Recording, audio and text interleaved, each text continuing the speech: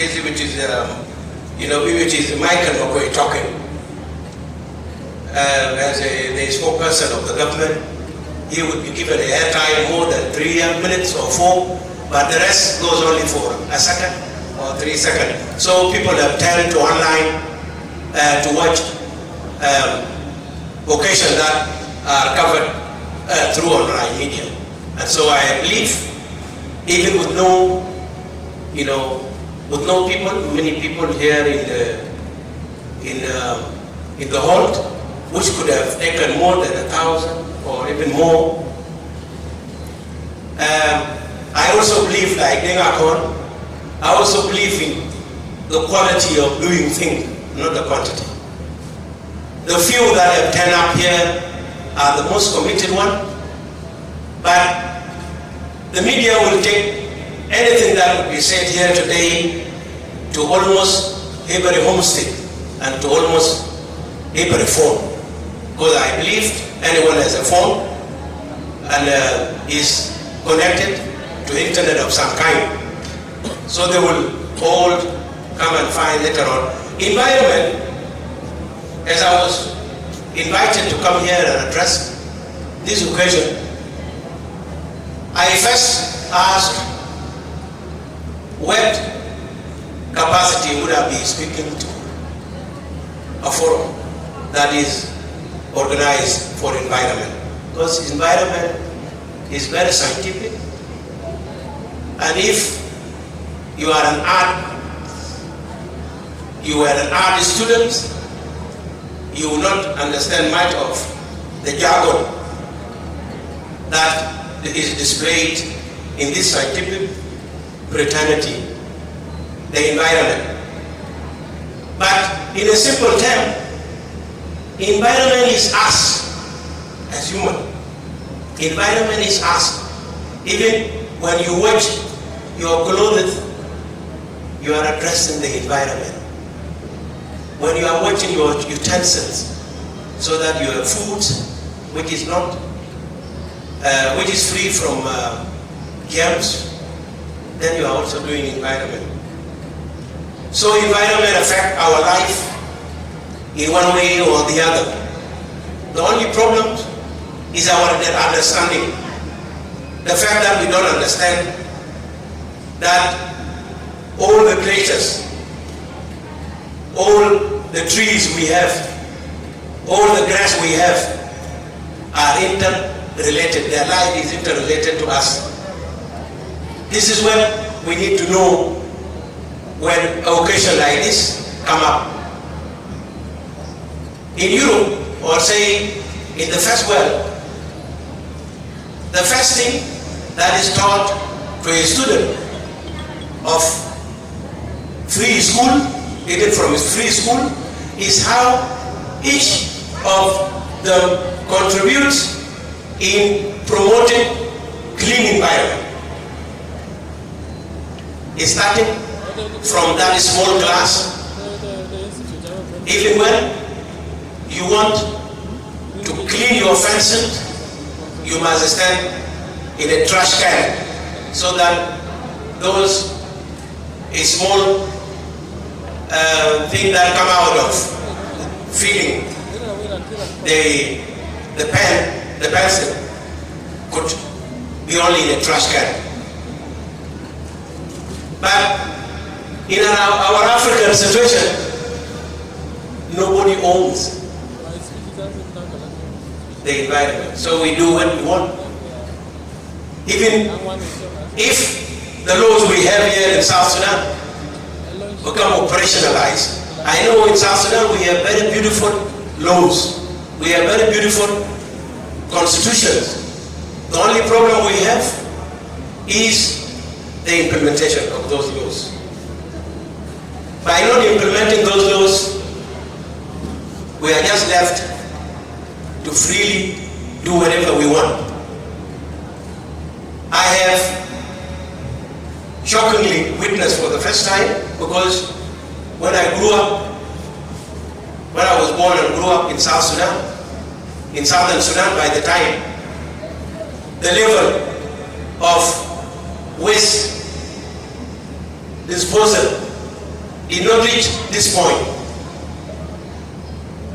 I didn't come to Cuba before I go to United Kingdom. When I came from United Kingdom in 2007, and I started by drinking water in a bottle and disposed the bottle inside the car. Sometimes I looked for a trash can to dispose them. It was nowhere to be seen. And those who travel with me in the car were starting blaming me. Why do you keep them? You should be throwing them outside the window.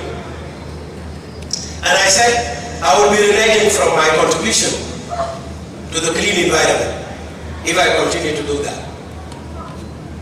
I said, let me keep them until I have seen some people, compile the waste and now put a fire on it. There's no way I can take empty bottles to London to dispose them.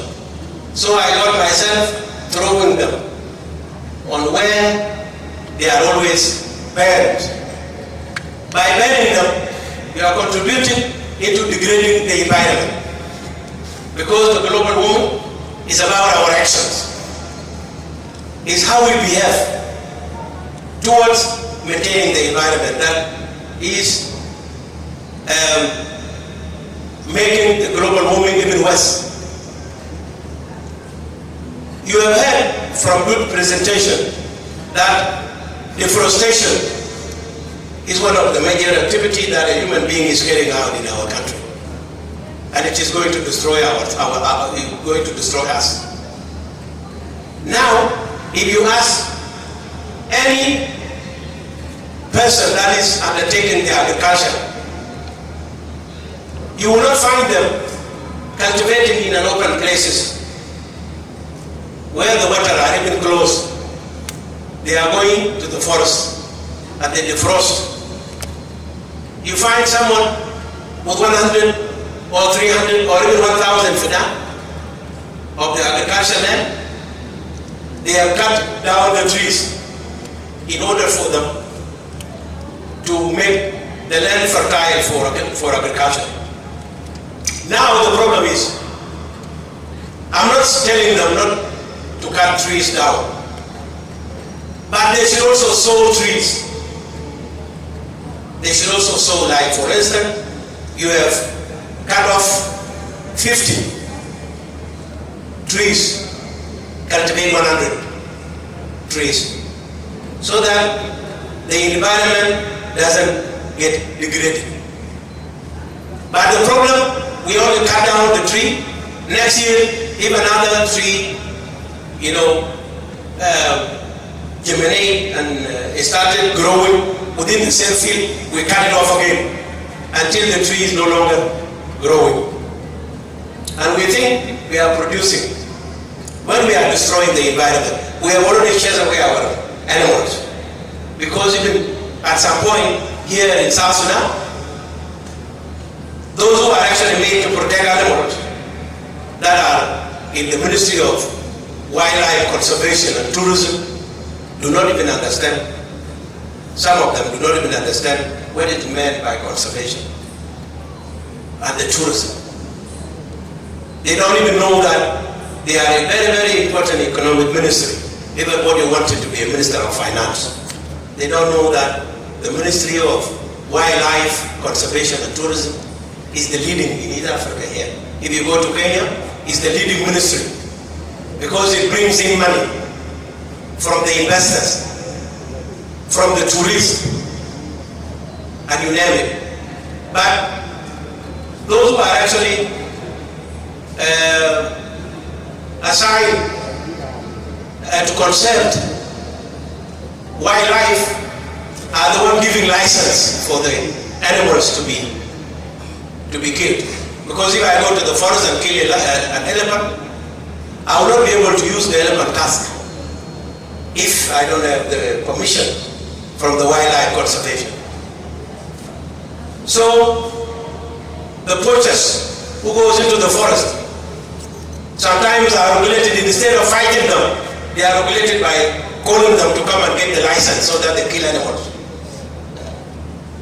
When the animal move away from the forest, the life is not there.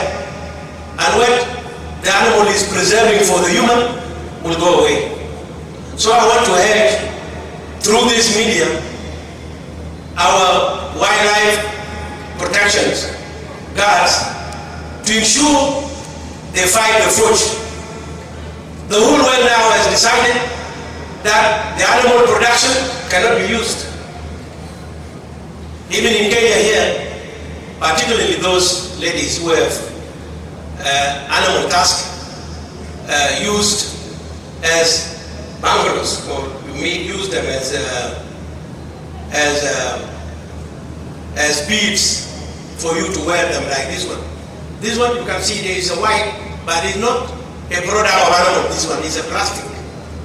So don't say somebody was telling us not to kill animals and was actually wearing the animal product. This is not an animal product, it's a plastic.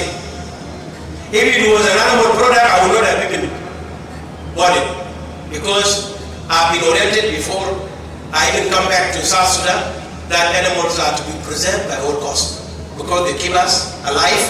The trees are also keeping us alive. Now, coming to the other point, the waste management. The waste management in this country is the last option.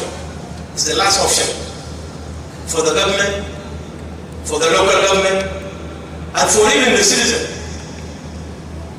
The waste management is starting from the tankers that empty the latrines, or you call them toilets. We don't have sewage system. So everybody who wants to build a house will start with a septic tank first. Some septic tanks are badly built, which allow the human waste to spill into a water line. In places where you cannot drink water on the bottle like this, they are also drinking human waste, because those septic tanks were not properly done. When they get full, a tanker will come to empty, and that tanker takes something between $100 and $150 from you in order to empty your septic tank. Now you are not asking yourself, where do these tanks dispose the waste? Where is it? What are they doing with it? They are dumping it in the forest. Director General.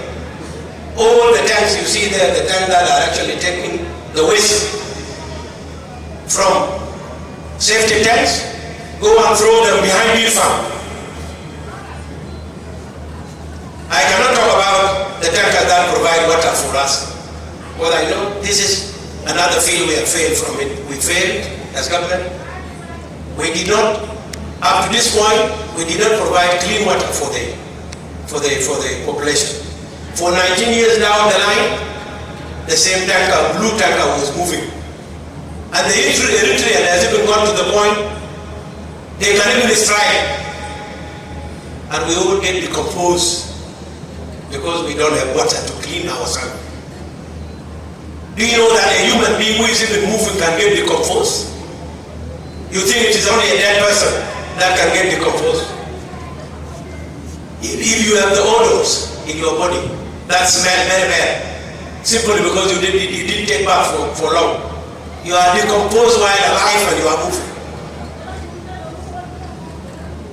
Can we work seriously to ensure by 2030 at least Juba Town, Wow Town, and Malakal are actually equipped with a clean water, so that at least the waste which is being disposed in the bigger cities is not like the one in the village. I know village is another story. Even they don't have toilets, they go into open. When you go to the open, you forget there, you come back, the rains come, the same smell of lubrication come back to your house, and you think you have deposed them, but yet it has come back to you, even to your drinking water. People drink in a place called, in Dinka, it's called a car, or a small well. Now, in order for us to understand this, it requires our understanding to go beyond our little environment we are in. Environment has become an important subject. Even those who have studied environment, back to the first one, are the only people seen to have studied even better. Even they are even better than medical doctors. Because a disease will kill one person at a time is not like a disease that can wipe off the entire generation. Environment, if it is not properly managed, it can wipe off the whole generation. It cannot even allow the medical doctors to even provide treatment. Now we have the waste disposal in our oil field. I want to say it as a final before I exit from the podium. In the oil field, we are only concerned about the oil. We are only concerned about the cargo. Because one cargo gives us 100 million US dollars. Some of money are even spent in the cars. A car can even have 3 or 4 million from oil money. But the person keeping the money is not even concerned about where did this oil, came from. Where there are people living in that oil rich areas, yes, the question is yes, there are people there in the areas that are inhabited by the Jim and the Nuer tribes. But we don't care about them here. We only take the oil. We don't talk about how the waste has been, is affecting our people. We want to take money. This is serious, and I want all of us to take this as the major problem. Now, within the area of Pelot, Durham, and within the area of Tarjas, in Unity State, there are children that are born deformed completely. Some don't have even head. Some don't have even limbs. They are thrown away. In Dinka, they used to throw away any deformed child. They throw it away. Now they have even increased to throw more away. And this is a waste of life. Already oil production is affecting our people. I was told they are given 5%. But 5% is used by politicians. I want to say this without contradiction. If there are politicians governing those places where 5% of the oil production is given in order to compensate them from the effect of environment, those money gets to the pocket of politicians, leaving people to suffer. They don't know because they are here with their children, and some of their children are in Nairobi, some of their children are in Tanzania and even Uganda. They don't know. But a politician is a politician because of the people he or she commands. When they come home, some constituencies will have no people completely to elect them. This is the danger. Because the environment wipe out the entire generation. I want to seriously urge our government to ensure the Chinese and those other countries that are exploiting our oil must make sure that the first priority is given to the environment for protection of the environment so that people are also protected. Finally, I want to say, my nephew, you have done us proud.